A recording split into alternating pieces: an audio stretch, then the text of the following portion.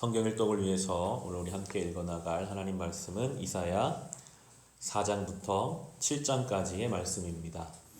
이사야 묵상이 이제 시작되었습니다.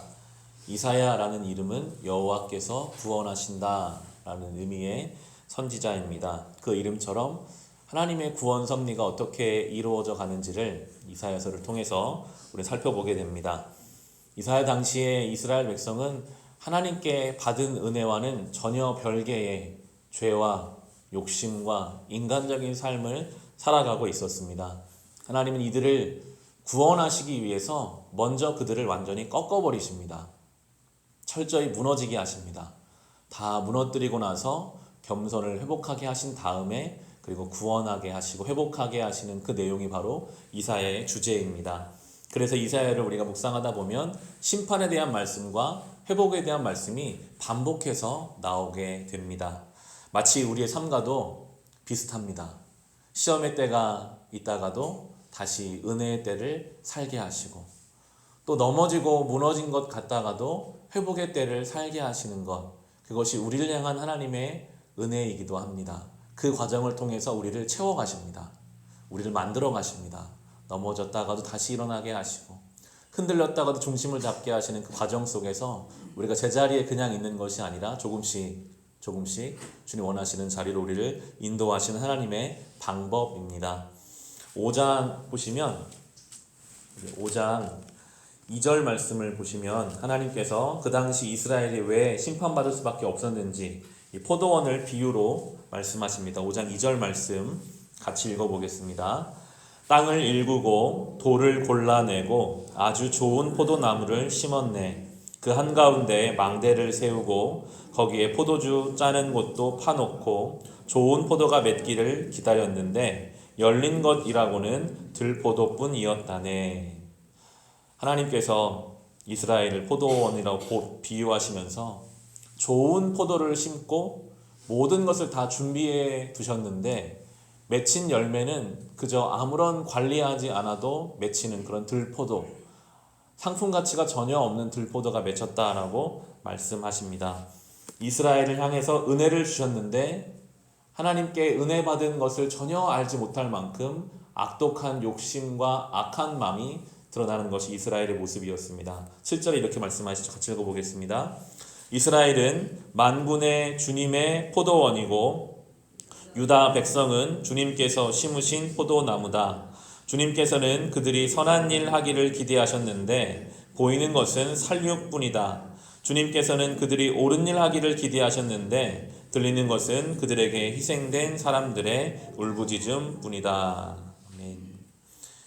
하나님께서는 이스라엘 백성을 향해 선한 일을 기대하셨는데 살육만이 있었고 옳은 일을 기대하셨는데 희생된 사람들의 울부짖음만이 그들에게 있었습니다. 이러한 시대 속에서 부름받은 것이 바로 이사야 선지자입니다. 이어지는 6장이 바로 이사야 선지자를 부르시는, 이사야가 소명을 받는 내용입니다. 6장 1절 말씀 같이 읽어보겠습니다. 우시야 왕이 죽던 해에 나는 높이 들린 보좌에 앉아 계시는 주님을 배웠는데 그의 옷자락이 성전에 가득 차 있었다. 우시야 왕은 이스라엘 역사 중에서 가장 오랫동안 52년 동안이나 왕위에 통치했던 왕이었습니다.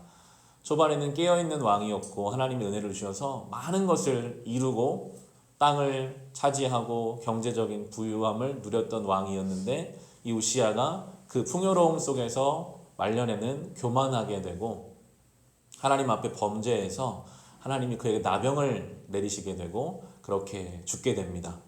그 오랫동안 통치했던 그 우시야 왕이면 모든 일이 다 될 것만 같았던 그 우시야 왕이 죽던 해, 그 왕도 죽는구나 하는 것을 많은 사람들이 보던 해에 이사야는 지금 성전에 가득 차 있는 주님의 영광을 봅니다. 이 세상에 어떠한 권세와 권력도 다 때가 되면 끝이 있지만 하나님의 영광은 늘 성전 안에 가득 차 있는 것을 이사야 말씀을 통해서 우리에게 보여줍니다. 3절이 그 거룩함을 드러내는데 3절 같이 읽어보겠습니다. 그리고 그들은 큰 소리로 노래를 부르며 화답하였다. 거룩하시다, 거룩하시다, 거룩하시다. 만군의 주님, 온 땅에 그의 영광이 가득하다. 얼마나 거룩하셨는지 천사들이 거룩하시다, 거룩하시다, 거룩하시다 반복해서 고백합니다. 여러분, 이런 하나님의 거룩함 앞에 서면 우리의 반응은 어떨까요? 황홀하고 좋을까요? 5절에 보시면 이사야는 전혀 다른 반응을 보입니다. 5절 같이 읽어보겠습니다. 나는 부르짖었다. 재앙이 나에게 닥치겠구나. 이제 나는 죽게 되었구나. 나는 입술이 부정한 사람인데 입술이 부정한 백성 가운데 살고 있으면서 왕이신 만군의 주님을 뵙다니. 여러분, 거룩하신 주님 앞에 서면요, 우리의 더럽고 추악함이 다 낱낱이 드러납니다. 몸둘 바를 모르게 됩니다. 하나님 앞에 서면 내가 얼마나 주님 앞에 죄인이었는지, 그분 앞에 나의 삶이 얼마나 부끄러운 것인지를 깨닫게 되기 때문에 이 이사야처럼 이것이 나는 이제 죽게 되었구나라고 고백할 수밖에 없는, 특별히 자신의 가장 부정했던 것이 드러납니다. 지금 자기가 입술이 부정하다라고 고백하고 있는데, 그런데 하나님께서는 그가 부정하기 때문에 쳐내시거나 버리시는 것이 아니라 오히려 그의 부정함을 깨끗하게 하십니다. 6절과 7절 말씀 같이 읽어보겠습니다. 그때에 스락들 가운데서 하나가 제단에서 타고 있는 숯을 부짓개로 집어 손에 들고 나에게 날아와서 그것을 나의 입에 대며 말하였다. 이것이 너의 입술에 닿았으니 너의 악은 사라지고 너의 죄는 사해졌다. 아멘.